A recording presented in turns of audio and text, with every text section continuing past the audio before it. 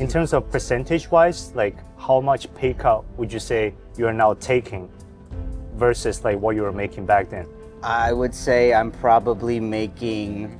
What do you mean by with a purpose? What's the difference between hitting the ball without a purpose versus hitting the ball with a purpose? I would say... Okay, that was good. That's gonna look funny. I love that. June 2024, you were in a singles match on PPA against the greatest player of all time in pickleball, Ben Jones. You lost to him 9-11, 9-11. You took this guy to his absolute limit. What did you learn in that match? How did that change your perspective on the game? And just what happened? A lot happened. A lot happened. But before we get there, Yeah. I want to kind of rewind all the way back to the life of Naveen Beasley before he became a pro pickleball player. Someone who used to work as a director of sales at a technology company, making six-figure salary, to now playing pickleball full-time, sleeping in his car at a parking lot during tournaments. Yeah. So why don't we start from there? What happened? Yeah. Why did you quit your highly paying job? Yeah. That's a great story. So for me personally, you know, I had been working in the corporate world for like 12 years, straight out of school, and, you know, built up a pretty good sales career. And every time I was going to work, I felt like I was enjoying it, but I kind of felt like 1% less every day in terms of like happiness. Like the phone 1%. battery? Yeah, the phone battery just kept going down and it never recharged the next day. Yeah. And I thought to myself, you know, once pickleball showed up and I started playing and I started playing on the tour, I was balancing both. And I realized that my passion was playing this and trying to make it in pickleball. And that just took over my mind, body, and soul, that thought.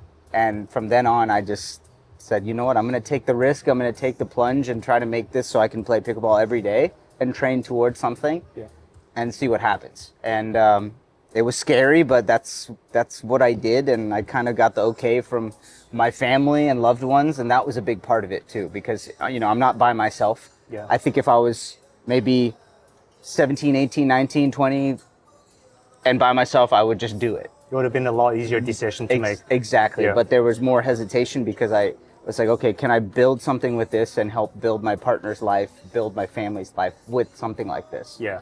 And the answer was, if it's your passion, of course you can. So the biggest thing for me was I took a huge hit in income.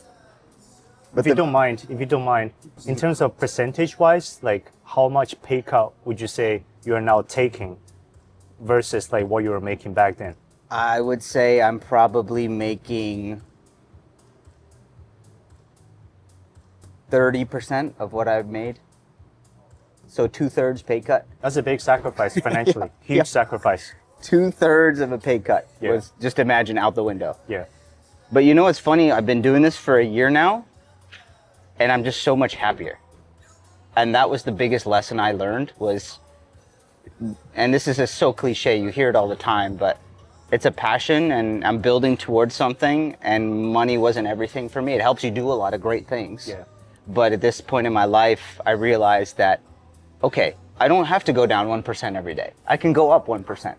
And that was the biggest lesson I learned out of all this. Money aside was, you know, like truly taking the risk to try to pursue a passion. Yeah. And that was the biggest lesson I learned. And I'll forever be thankful for pickleball for that. No, that's amazing, man. That's amazing. I'm glad you made the choice you did.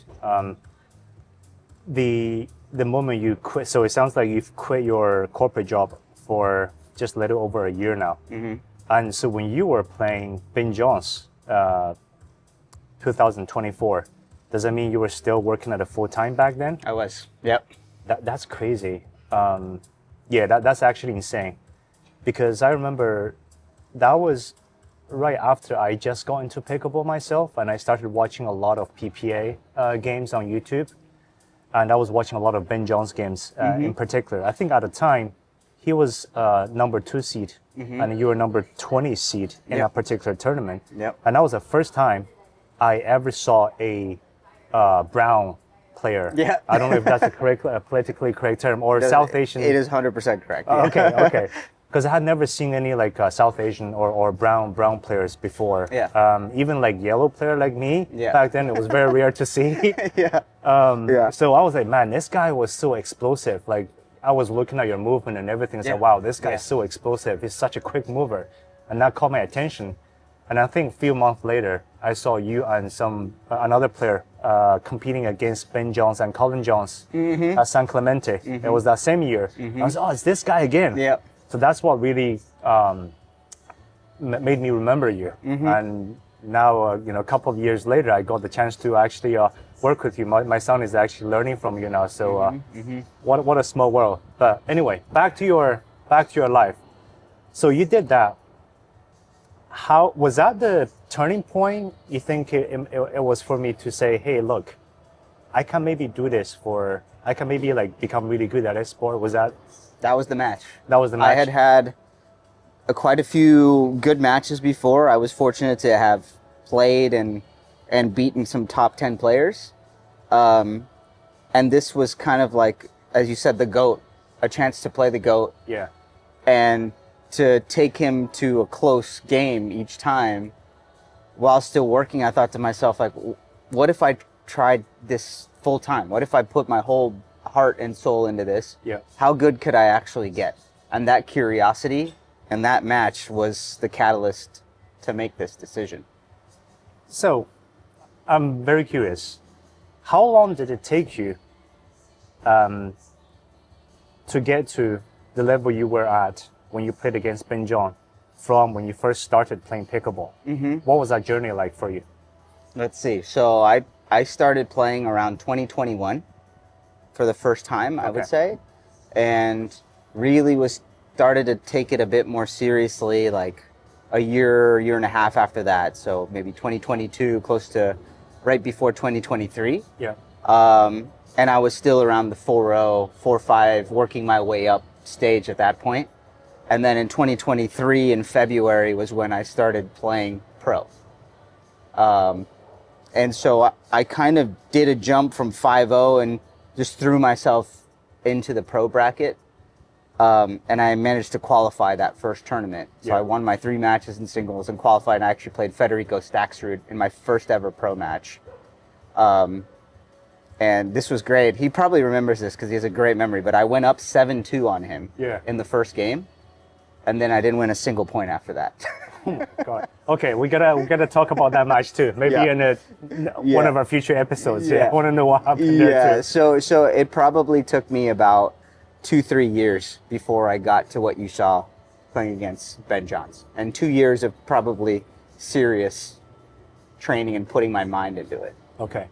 And when you started in pickleball, would you say you were like already a 4-0, or you got to 4-0 very quickly? I would say I was between a 3-5 and a 4-0. Okay. I would say from the back in the baseline area, I was a 4-0. Yeah. And then once I got past there, I was probably a 3-5. I see. So somewhere in between.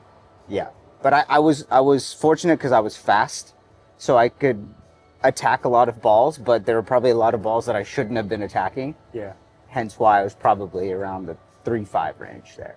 So how much of your early days of your pickleball career or your pickleball progression, do you still remember? Were there any specific challenges or things you were really stuck on when you were a 3-5, 4-0, 4-5 kind of level player back then? How did you overcome those challenges? So a lot of that time was played doing rec games where I was just kind of playing with friends that were around the same club, and you'd always play with kind of the same people. Yeah. So for me, I was like, okay, I have a small group of people that I want to be better than. So let me start there. Yeah. And then once that happened, I started competing in my first 4-0 or 4-5 tournament. Locally? Locally. Okay. And I did well in singles, but I did terribly in doubles. So I was like, okay, there's a lot of levels to this. What happened?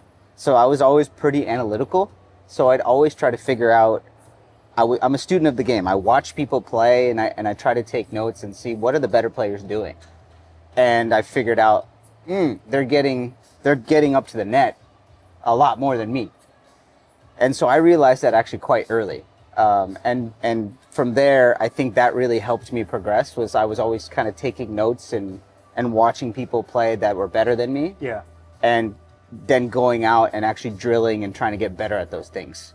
Because for me, as a tennis player, I probably hit millions and millions of tennis balls to where like I could close my eyes and know exactly how to swing, and it feels natural. Yeah. So I was like, okay, I should treat pickleball the same way and just hit as many balls as I can with a purpose. And I just approached it like that, with that same methodology of trying to get better instead of just playing. So two things in that, what you just said there. So it's interesting how you said you just study the game by watching other people play and watching, I guess, yourself playing too. Mm-hmm. And you realize by watching, by observing, that the better players or players who are beating you were getting to the net more often. You figured out yourself. Nobody, like no coach or teacher, like told you, hey, you got to get to the net in doubles and kind of thing. You just figured it out. It's interesting because I bring that up because for me, as somebody who has no like racket sport background or no very little athletic background, the way I learned the sport was that I had a teacher telling me, you got to get to the net. You got to play the game at the kitchen. But I had no idea why. The why part is what took me like a year to eventually understand. Okay, now it's all making sense. But you see how like you were just able to figure out really quickly by yourself because of your racket sport background, your awareness of the court and the geometry. Yeah. I didn't have any of that, and then that took me a year to just get that right. Yeah, yeah. The second thing you said, you just started hitting a lot of balls, a lot of rips coming from your tennis background, but with a purpose. What do you mean by with a purpose? What's the difference between hitting the ball without a purpose versus hitting the ball with a purpose? I would say it's concentration is the key. It's pretty easy to go out there and just have fun. And of course you want to have fun and play for like 3-4 hours and just hit balls. That's exactly what you want to do. That's why a lot of us play this. Yeah. But if you really want to improve, every shot has a purpose. Like I want to hit it here with this type of spin and this high over the net. And I want to do that 10 times in a row. Boom, there's a goal. Now each ball has a purpose to work towards that goal versus just hitting drops, if that makes sense. Sure. So your goal changes from, I'm just going to practice drops today, to I'm going to hit 10 drops on the middle part of the court, 1 foot inside the kitchen line with 1 foot height over the net. And I'm going to do that 10 times. And then once I do that, I'm going to do it 20 times. And then after that, I'm going to do it 30 times. Now you have your goal broken down into very purposeful shots. Each shot now has a purpose. That's so different from an amateur player like me. That's actually really helpful to know. So it sounds like a high-level player like yourself, the way you drill, or when you hit a ball or train a shot with a purpose, is by putting on more constraints for how you hit each shot. You have more constraints like how high the ball has to cross the net, where the ball is going to be landing, and how many you can do that consecutively. And you're trying to incrementally make that better and better over time. The way I did it was I just dropped the ball and it lands somewhere in the kitchen. That's a good shot. Yeah, So- which it is. It's true. It is a good shot when you do that. But it's interesting. People don't talk about this. I think how people train matters a lot in terms of how quickly you can progress. And we'll talk about that later on Yeah. in one of our next topics. Yeah. Interesting. Now, from 4.0 to 4.5, do you remember much of that journey? A little bit. More so in singles, I think I jumped up pretty fast from 4.0 to 4.5 just because I had kind of figured out how to strike the ball differently from tennis, because the mechanics are pretty similar. That's why you see a lot of tennis players come in and succeed more in singles than doubles, is there's a lot more similarities for ball striking drives with tennis versus a drop or third shot drop or even volleys. So that progression was kind of me just let me try 4.5 and see if I can learn something playing these guys and what the difference is. And it was just simple shot execution. They were making more balls than me. Okay. I was like, okay, I need to figure out how to hit this ball properly and consistently. On the double side, it took a lot longer. Just that 0.5 jump took a lot longer because there's so many different styles of plays, different strengths that players have. that, 4-5 who's a very good volleyer versus a 4-5 who is really good with drives and crashing. Like, there's two different styles, so they bring in different elements of skill. So for me, I was like, okay, so how do I become a 4-5 in my style? What is my style? What is your style? What was your style back then? Back then, Banger? Banger. Yeah, I would hit everything as hard as I could, Yeah. and then try to come forward and then hit the next one in the air as hard as I could. Uh-huh. And that worked to a point Yeah. until I, met brick wall volleyers that would just hit it right back down at my feet. And then I had to realize, okay, I have to take a little bit of style from someone else. This guy over here, he never drives the ball, but he hits a nice smooth drop and he's into the net way before me. Okay, let me take a little bit of his style, and I kind of, being a student of the game, hearing how Ben Johns is kind of like a Frankenstein of a bunch of players in the past, I was like, okay, if he's the GOAT and he's doing that, maybe I should be doing something like that too. Yeah. So I was kind of trying to Frankenstein different styles from different players that I've seen and admired, kind of following his suit. Yeah, very good analogy, Frankenstein's. Yeah. I like it. I like Yeah. it. For people out there who are maybe watching this episode, not everybody wants to become a pro, and I don't think everybody can realistically become a pro. But I think a lot of people definitely want to get better at pickleball. Where would you say that realistic wall is when you can't get away with the banger style anymore? When did that happen for you? Was it like 4-5, 5-0? I would say probably 4-0. Once I hit 4-0, 4-5. Really? Yeah. That early? Pretty early. Okay. I start because it's all kind of about the risk reward ratio. Because at the end of the day, you can only score points for most of the way we play here is on your serve, right? And then if that's only, a certain portion of the match, but you're just giving the ball away because you're missing drives in the net, and then you make one good one, but you miss two, and you make one good one and miss two, statistically, you'll end up losing that match the way the points go. Interesting. So, yeah, I never actually thought about it. Like the banger style only works when you're serving the ball. When you're actually receiving, it doesn't quite work because you're going to be banged. Yeah, it's riskier. When you're serving and it's the first serve, that's usually a good time to try to go for one of those because it's it's in your budget. Okay. Because if you miss, then the ball passes to the second server and you can continue playing and maybe you try something different. I see. But if you do it on the return and you miss, that's a point to the other team. Yeah. So just little things like that and realizing, okay, I hit a great drive, but they just volleyed it back and then I missed the next one. My risk reward ratio is way off. Yeah, I made the ball, but I didn't win the point. Okay.